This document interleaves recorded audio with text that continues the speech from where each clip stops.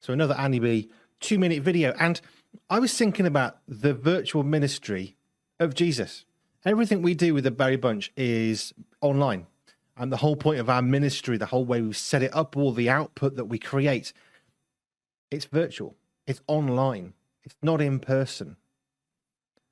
And I've always kind of assumed that Jesus didn't do virtual ministry. But here's the thing that struck me as I was thinking about it and thinking about how God worked and how Jesus worked and walked on this earth.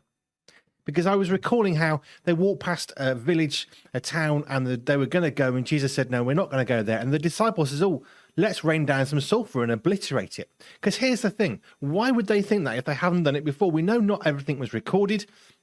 I'm not stating that Jesus went around destroying towns. But if they've suggested it, there's a good reason for that. And it's quite possible they've seen something like that for them to think of that. Otherwise, how would they ever imagine that? But they know that it can be done. So Jesus didn't go to that place, but they still knew of him in that town. When you think about Jesus speaking, we think about quite a few times when he was among people and they were with him, and we think of people touching his cloak and the disciples pushing their children away, and Jesus said, no, let them come to me. But there are also times when Jesus would speak in a boat on a lake, separated from the crowd. When he was speaking to 5,000 people, the feeding of the 5,000, we need to recall that 5,000 people would be probably nearer to 25,000 people. There's no way he was personally ministering to every one of those people, which is encouraging to me because we have an online ministry. But here's my thought for you today to go and chew on. Jesus had a virtual ministry. He didn't always minister in person. So don't miss out on what you do that isn't in person. If you're sending a card to somebody, you're not ministering to them in person.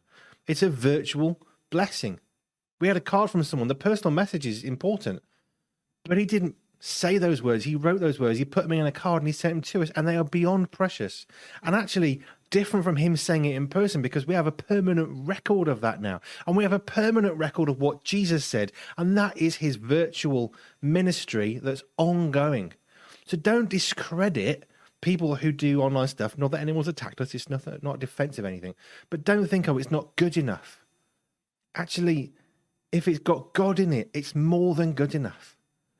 So my thought today is, consider the fact Jesus had a virtual ministry. Jesus still ministers today. He doesn't walk physically alive on earth anymore, and yet he still ministers to you and to me through the recorded word of the Bible of what he actually said.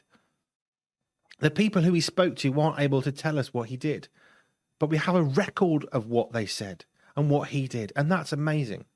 So Jesus had a virtual ministry. Do you? Just a thought.